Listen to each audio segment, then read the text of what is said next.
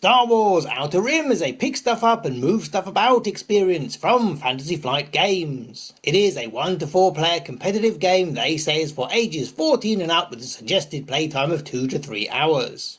It comes in a standard size board game box with cards, modular board, plastic and cardboard components, dice and the classic dual rulebooks.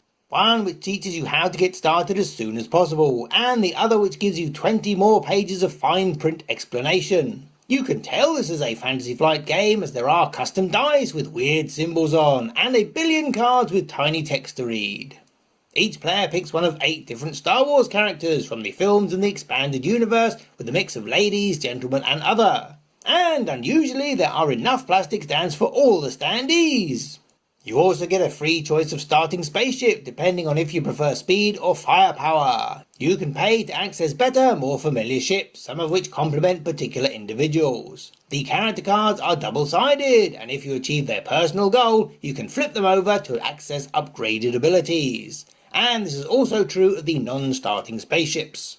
You need to move up and down the planets of the Outer Rim looking for work that will make you famous, as the first player to reach 10 famousness is the winner. Although you can play to less or more fame depending on how long you want your game to be.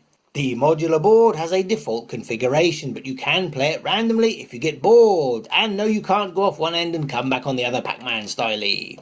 Each character is generally better at a certain style of occupation, such as bounty hunting, smuggling cargo, or staging elaborate heists. This is very much a non-contact Euro-style game, where you don't get to beat up other players unless you draw certain rare cards. But there are 4 NPC crime syndicates that will randomly move about the galaxy and may bump into you, potentially causing trouble, depending on how much you've pissed them off, which you keep track of with these cardboard sliders. These tokens are easily destroyed, but they will return, and with greater numbers printed on them. Through earning money, you get to buy gear for your character, mods for your spaceship, and crew to fetch your blue milk for you.